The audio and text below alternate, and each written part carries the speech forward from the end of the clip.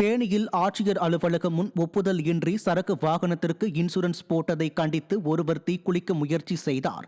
கண்ணன் என்பவரின் வாகனத்துக்கு அவரின் ஒப்புதல் இன்றி பெட்ரோல் வாகனத்தை டீசல் வாகனம் என மாற்றி இன்சூரன்ஸ் போட்டதால் காப்பீட்டுத் தொகை கிடைக்காத நிலை ஏற்பட்டுள்ளது.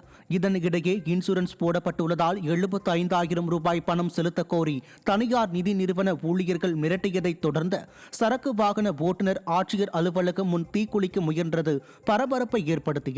ஸ்டாலின் மாடல் ஆட்சியில் காவல்துறை மீது சிறிதும் அச்சம் இன்றி நிதி நிறுவன மோசடிகள் அதிகரித்துள்ளதாக பலரும் விமர்சிக்கின்றனர். தஞ்சை மாவட்டம் சேதுபாவாச்சத்திரம் அருகே வீட்டுமனை பட்டா மற்றும் அடிப்படை வசதிகள் ஏற்படுத்தப்படவில்லை என பொதுமக்கள் வேதனை தெரிவித்துள்ளனர். காரங்குடா கிராமத்தில் வசித்து வரும் மக்களுக்கு வீட்டு வரி ரசீது, குடிநீர் இணைப்பு, மின் விநியோகம் இல்லாததால் அவதிக்கு ஆளாவதாக அப்பகுதி மக்கள் தெரிவித்துள்ளனர்.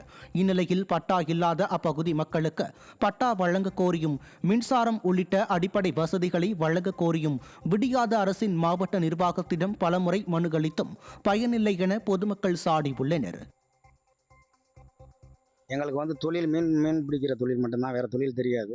எங்களுக்கு சாலை வசதி, கரெக்டான சாலை வசதி கிடையாது, கரண்ட் வசதி கிடையாது. மீனவர்கள் கடலுக்கு போயிட்டு வர்றதுக்கு அந்த இரவு நேரத்தில் அந்த லைட்டு இருந்தால் தான் எங்களுக்கு எழுத தெரியும்.